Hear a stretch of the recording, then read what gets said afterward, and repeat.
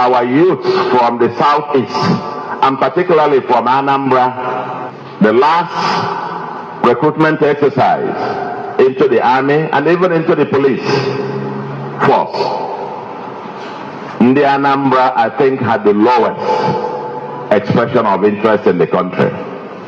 I want to use this opportunity to call on our youth to enlist in the armed forces of Nigeria. Nigeria belongs to all of us. We cannot participate in it by avoiding it. We cannot be full members, but at the same time get out. This is one area where we are marginalizing ourselves. Nobody is marginalizing us.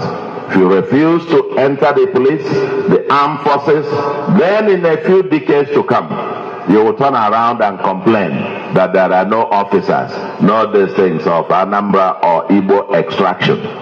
We must participate equally as equal co-owners of Project Nigeria. As they pain them, they sweet us. As they sweet us, they pain them. They say one day bushmeat will catch the hunter. The hunter has become the hunted. Guys,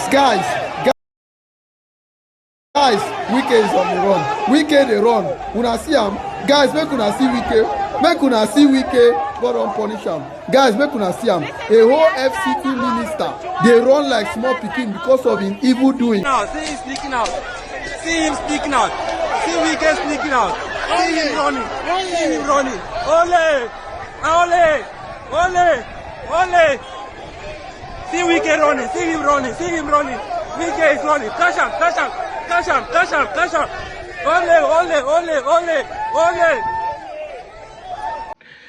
Hey! Tinubu strategic use and dump has started. He has kicked in. Anyway, let me give you a background why Wike was running yesterday. As you can see, many of you don't understand what is going on. Last year, Wike is doing a marvelous work in terms of infrastructure. This is the problem we have in Nigeria. And of course, I don't blame the politicians when they do this. Many of you think that building bridges, tying road is development. If you understand when P2P campaign is talking about human capital index, pull people out of poverty, give them job, create opportunities for them to work. Not you coming to be building bridges, building flyovers, and you are calling it development. It has been an issue we are dealing here in Delta State when the state government has the opportunity to step down an electricity project in Okwane for 30 billion, but rather he wants to build a flyover for a certain group of people that will be applying that road in Agbo for 59 billion. And when people like us talk objectively, you think we don't know what we are talking about. Wike in Abuja, where I live, is doing a marvelous work. Building bridges, building roads, which is fine. When Wike is owing people salary, the FCT workers, FCTA, FCDA, is owing the worker salary there. The school children were at home for 9 good weeks. Imagine Abuja, the federal capital. They are not staying at home because Wike is in power. But yet he's using every means to tax the public, collect money from motorists, collect money from hawkers, and be collecting money without paying people who are working salary. And last year, June, a protest for 3 days. Go and verify, it's on the news. They protest for 3 days and gave him an ultimatum that he should pay them both promotion arrears and everything. And since he came in, their salary has been stagnant. Wike promised that he will do it, that they should not bother, that everything will be sorted out. If you remember, there's a time VDM protest wearing school uniform, sitting with children on the road in front of FCDA office in Abuja. That was the reason why I protest, that Wike should pay the worker salary, that 2 children are not worthy to be staying at home for 9 good weeks while school is going on. This is what we are talking about. Now, 5 months pass. These people now say this month they will start protest again. Immediately the school resumed. They gave him 1 week, 7 days to pay. Instead of Wike to pay them salary, he's using their money to go back to River State, to struggling to buy people's. He needs structure. He want to buy structure in River State. That is the problem. You have a major work to do. They're giving you Minister of FCT. Go there and work. He will not do that. Instead, he's demolishing and grabbing land, telling people you're a fool, you're a fool, your officer, you're a fool, you should leave the road. Just land grabbing, collecting whatever he can see. Going to River State to be fighting for Barrow. I think the man seemed good to laugh now. Say, nah, what is pursuing you? They said the wicked run away, no man is pursuing them. No, see, so they started protesting. 7 days they gave to him that if he did not pay, they will protest. The 7 days expired, he did not pay. Now with the labor union of Abuja, they started protesting. Wike, instead of to come out and address them, went to court. There's an industrial court in Abuja. He go there to say that the industrial court should ban them from protesting. On the day they are sitting on the protest, these same people went and blocked that place.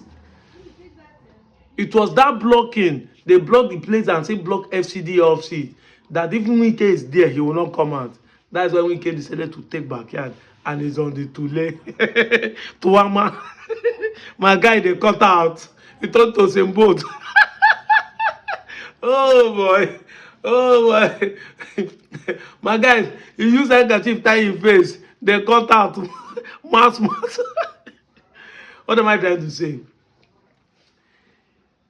Nigerians should know. In fact, in the 21st century, we have repeatedly said it. Road is not something that the government should be doing for you and you are clapping hands. It's because of our backwardness that road construction become an infrastructure. It's because we are backward. We are too backward. If government are doing the right thing, do a job, put a job for the people. Pay them their normal salary. Put a policy that will make the economy to be stabilized. That is the growth you need. Not even road or flyovers. Are we saying they are not good? They are good for accessible of goods and services. But they are not the priority. According to the World Bank, the poverty index shows that Nigeria has more than 130 million people living in abject poverty. Abject poverty, not just poor, abject poverty. So how do you make sure that these 130 million Nigerians are eating well? Is by creating jobs, building factories. That is what we are supposed to be doing. Look at Soludo telling people that Igbo youth should go and join army. He's right with what he's saying. He's right with what he's saying. But he's wrong with what he's saying. Why do you want to force them in federal army or federal police? Why don't you, as a governor, build a factory in the last 8 years and employ them there? Must they all join army? He say yes, they remove themselves from the equation. So the insecurity, they will say there's no Igbo person or Anambra person in the army. But the problem is that over the years, antecedents have made the youth not to join because they have been used as a sacrifice. With what is going on in Anambra, is enough for people not to want to join. But if you really want to get your youth employed, build a factory. If you build a factory they are engaging, it's not left of those who want to join army to join. It's a choice thing. After all, there are some people that still want to join, yet if they get there because they are able, they will not put them. But repentant Boko Haram will join there. These are things the governor should be addressing, not be to coming online and be telling people they should do this, they should join the army. Did I say as a problem? No. He's saying the right thing because at the same time, if the Igbos remove themselves from the equation, it becomes a problem. But we understand why the youth are removing themselves from the equation. Because they are used as a sacrifice. They send them to the front wall to be killed. To buy them. That is the problem. So if you truly want your youth to be employed, give them job, build a factory, build a company, and employ them. Remove the people from poverty. And if you remove them from poverty, there will not be crime for you to be bringing army to want to shoot them. That is the first thing, the first priority. Because most of you are crying that the IPOB are in Anambra. It's because there's poverty. That's why they're agitating. Build a factory, employ the people. They have engagement. They have a good job to collect salary, feed their family. Nobody will sit at home and be killing each other. We have repeatedly said this, that the law has passed that every state can build their own electricity. I was telling my cousin in Benin that one of the reasons Nigerians commit crimes is because no electricity. Imagine you are at home, fan is blowing you. TV is not showing good thing, but you are watching TV. You are watching the nonsense. Before you know what is happening, the day has passed. Even if now one meal you eat in a day, you won't feel it because there's something cooling your head on the fan.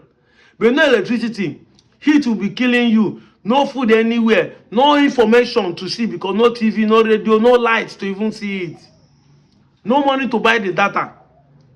So the people will engage in crime, or else they start picking and to agitate that they need a better country.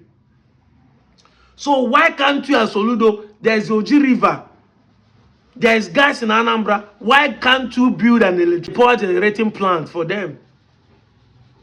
This is what we are talking about. Are we not talking? We are talking. Boy, are they taking us serious? No. And yet we want to force you to join the army. If the people are engaged, if there's a good electricity for them, most of these guys will not be agitating or will not be picking arms that you will be inviting the Nigerian army. These are simple truths. Why am I making this video? Election is coming. Most of you will go and choose somebody who promised to build a bridge over who promised to build a factory.